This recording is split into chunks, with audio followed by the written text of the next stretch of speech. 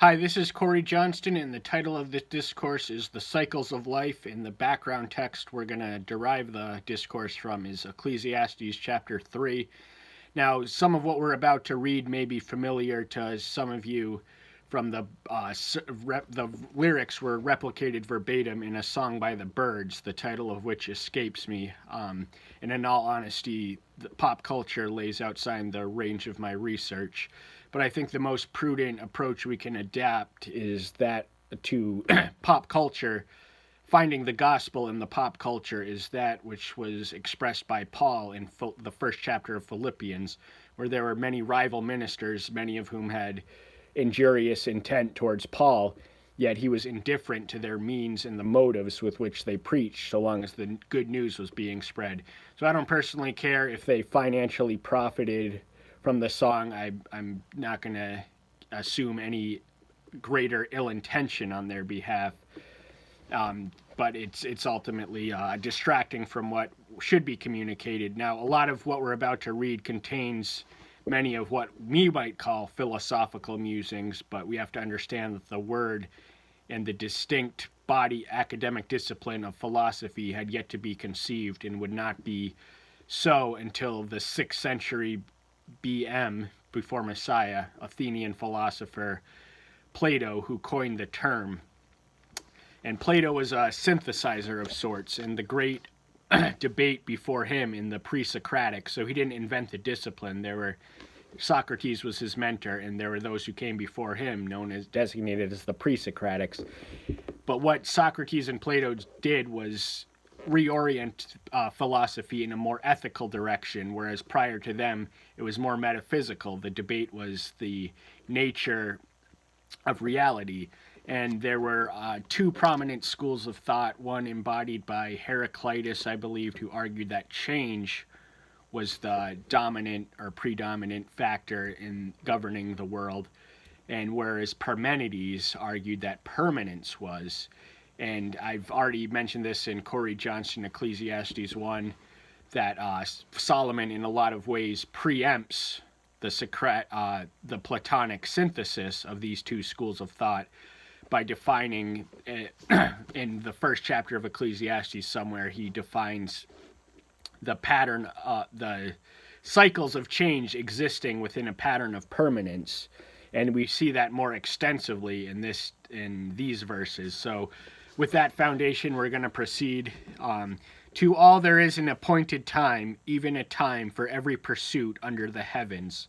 So everything unfolds according to its purpose, and we are to align ourselves with the timing. Timing is key and critical to life and history. Everything is made, and everything that unfolds has a purpose behind it, and we're to lay hold of that purpose and not to rush things prematurely or to waste opportunities to get things that are in front of us.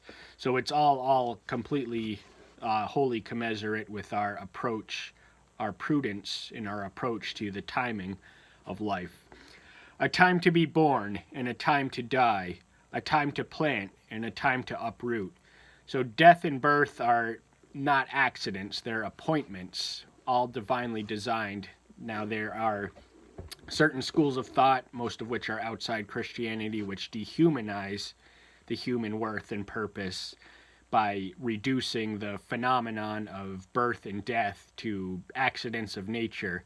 But we know better. We know that we were made for a purpose, and our purpose in life is to lay hold of that purpose, and our purpose can only come from one whose purpose is greater than our own, and that one is Elohim. A time to plant and a time to uproot. This was agriculturally minded people. So reaping what you sow is a familiar scriptural analogy, which has its equivalent in the Hindu moral law of cause and effect of karma, where it's ultimately distracting from the substance of the text. And a time to kill and a time to heal, a time to break down and a time to build up. So this is antithetical is whereby opposites are combined in a singular statement, or combined and compared. So we see kill and heal, that's destructive followed by constructive, and then break down, build up. Again, that dynamic repeats itself of destructive and constructive. Now there are certain things we need to build and certain things we need to uproot or get out of the way, and to analogously weed the spiritual detriments out of the garden of our life. A time to weep and a time to laugh, a time to mourn and a time to dance. Now there are few things in life which reveal character quite like what makes one laugh and what makes one cry. People who cry at personal slights and take things and don't shed tears for others lack either culture or character or both. Whereas those who laugh at profanity and toilet humor, for lack of better words, are also fall into the same character. But there is such a thing, because these two emotions do reveal and express the selfishness or lack thereof in us. So when we cry, it is to be on behalf of others, and when we laugh, it is to be never at the expense of others. Ultimately, this is admittedly unavoidable, but we're not to go out of our way to, and the thing about, you don't have to go looking for trouble these days, so an innocent channel surf through a sitcom will make you laugh at someone's expense, and that's slightly spiritually detrimental. And a time to mourn and a time to dance, now that is the respective expressions of the same emotions. Weeping is rooted, mourning is the manifestation of weeping, and dancing comes from a similar emotional exponent as laughing. It's an expression of joy and is rooted in joy.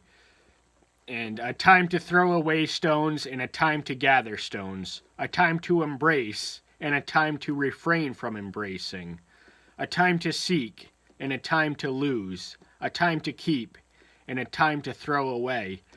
Now, what might be an appropriate time to seek, or may not be an appropriate time to seek, and the best advice I can give for young males or females who are looking for the perfect one is to stop looking and focus on becoming the person you want to be, that version of yourself, rather than finding the perfect one.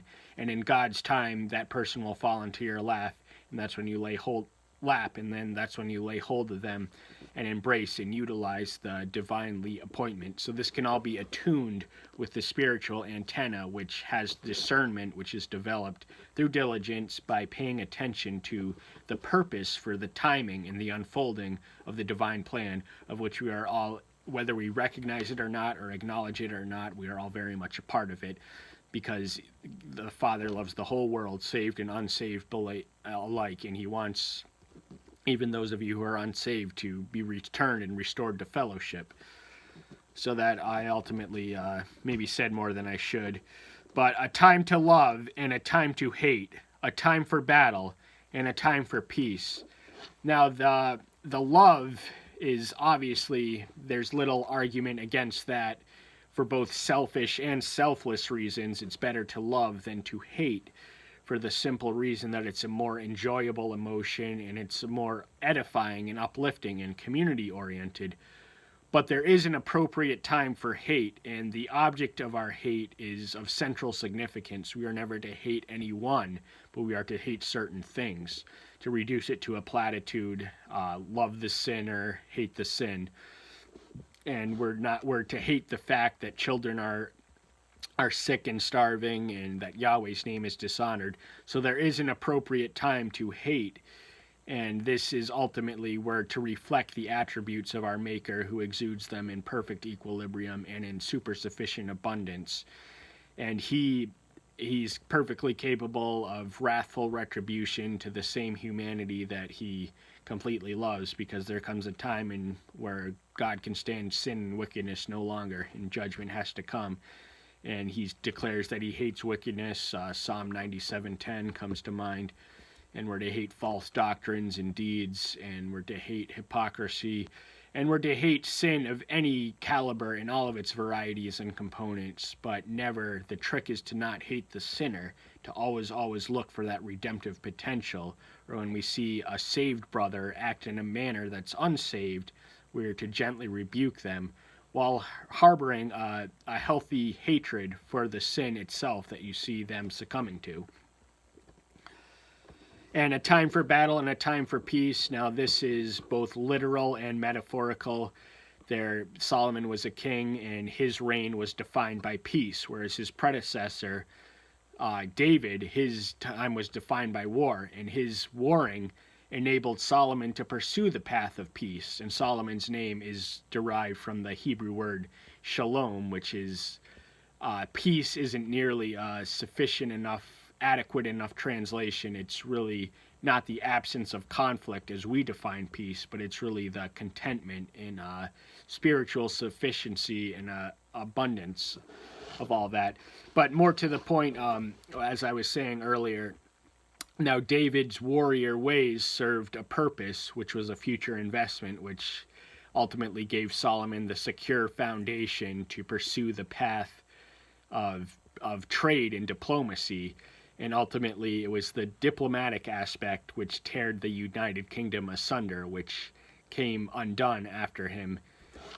And because, long story short, he cemented alliances with neighboring nations through marriages. And we read in 1 Kings chapter 11 that he had accumulated 700 wives. Now, these wives were not, strictly speaking, for sexual pleasure, but they were more to cement alliances. And whereas in Pharaoh's daughter, who we read that he married as early as 1 Kings 3:1, I believe, he built a separate house for her outside of Jerusalem so she could worship, and her worship would not contaminate the citizens of Jerusalem. By then he had so many wives that they had effectively set up shop and erected idol worship centers, which it contaminated the purity of Israeli worship, and that ultimately fractured the kingdom and divided it. But also, spiritual warfare is a very, very real aspect, and I feel frequently neglected. Now, the problem is that a lot of pastors don't like to engage with the unpleasant necessities of the Christian life. I at least try not to spare any of you guys from that which you need to know. Now, spiritual warfare is very, very real, and it's something we neglect at our own peril. There are three enemies to the spirit. That's the world, the flesh, and the devil. And the latter of these is constantly trying to manipulate the middle of these to succumb to the first of these.